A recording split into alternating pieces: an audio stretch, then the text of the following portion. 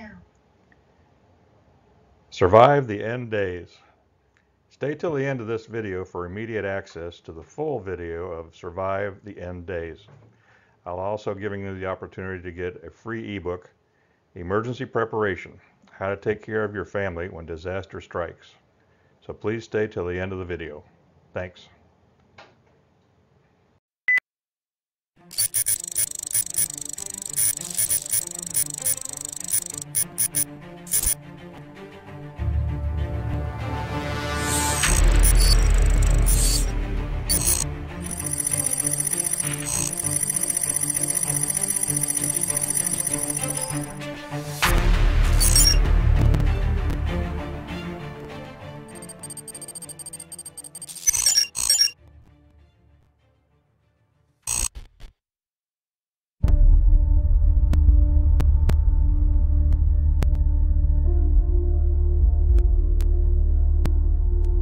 And I look at the whole religious scene today, and all I see are the inventions and ministries of man and flesh. It's mostly powerless. It has no impact on the world. And I see more of the world coming into the church and impacting the church rather than the church impacting the world. I see the music taking over the house of God. I see entertainment taking over the house of God. An obsession with entertainment in God's house, a hatred of correction and a hatred of reproof. Nobody wants to hear it anymore. Whatever happened to anguish in the house of God? Whatever happened to anguish in the ministry? It's a word you don't hear in this pampered age. You don't hear it. Anguish means extreme pain and distress. The emotion so stirred that it becomes painful, acute, deeply felt inner pain because of conditions about you, in you or around you. Anguish, deep pain, deep sorrow, agony of God's heart. We've held on to our religious rhetoric and our revival talk, but we've become so passive. All true passion is born out of anguish. All true passion for Christ comes out of a baptism of anguish.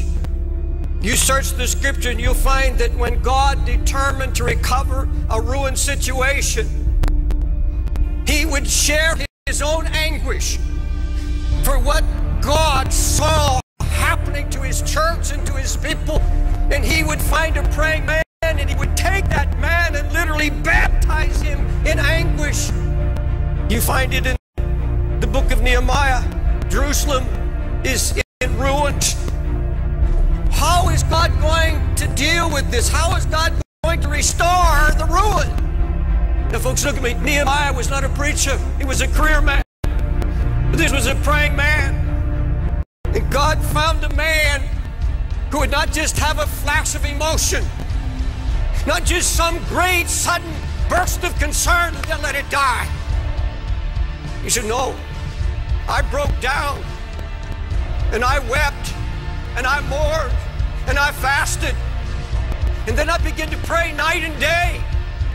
Why didn't these other men, why didn't they have an answer? Why didn't God use them in restoration? Why didn't they have a word? Because there was no sign of anguish. No weeping, not a word of prayer. It's all ruin. Does it matter to you today? Does it matter to you at all that God's spiritual Jerusalem, the church, is now married to the world? That there's such a coldness sweeping the land? Closer than that, does it matter about the Jerusalem that's in our own hearts? The sign of ruin that's slowly draining spiritual power and passion, blind to lukewarmness, blind to the mixture that's creeping in.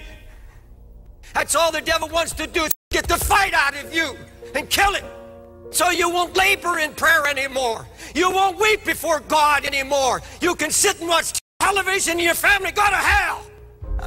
Let me ask you, is what I just said convicted you at all? There's a great difference between anguish and concern. Concern is something that begins to interest you. You take an interest in a project or a cause or a concern or a need. I'm going to tell you something I've learned over all my years, 50 years of preaching. If it is not born in anguish, if it has not been born by the Holy Spirit, where when you saw and heard of the ruin that drove you to your knees, and all our projects, all our ministries, everything we do, where are the Sunday school teachers that weep over kids they know are not hearing and they're going to hell? You see, a true prayer life begins at the place of anguish, a place where lifetime decisions are made. You see, if you set your heart to pray, God's going to come and start sharing his heart with you. You see, you either walk away and go back to your passivity and say, I'm just going to be an ordinary Christian and there's no such thing. Or your heart begins to cry out, oh God, your name is being blasphemed. The Holy Spirit's being mocked. The enemy is out trying to destroy the testimony of the Lord's faithfulness, and something has to be done. You can't go unchallenged. There's going to be no renewal, no revival, no awakening until we're willing to let him once again break us. Folks, it's getting late and it's getting serious. Please don't tell me you're concerned. Don't tell me that you want your unsaved loved one saved when you're spending hours in front of internet or television. Come on. Lord, there's some need to get this altar and confess, I am not what I was. I am not where I'm supposed to be. God, I don't have your heart or your burden. I wanted it easy. Just want to be happy. But Lord, true joy comes. True joy comes out of anguish. There's nothing of the flesh will give you joy. I don't care how much money, I don't care what kind of new house, there is absolutely nothing physical could give you joy. It's only what is accomplished by the Holy Spirit when you obey him and take on his heart. Build the walls around your family. Build the walls around your own heart. Make you strong and impregnable against the enemy.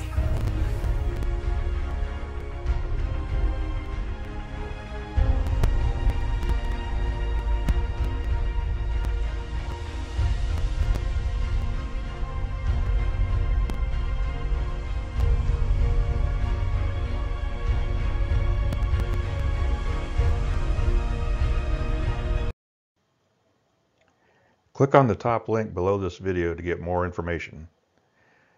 You can get your free ebook, Emergency Preparation, How to Take Care of Your Family When Disaster Strikes, and instant access to the full video of Survive the End Days. Or go to survive.gr8.com. Thank you.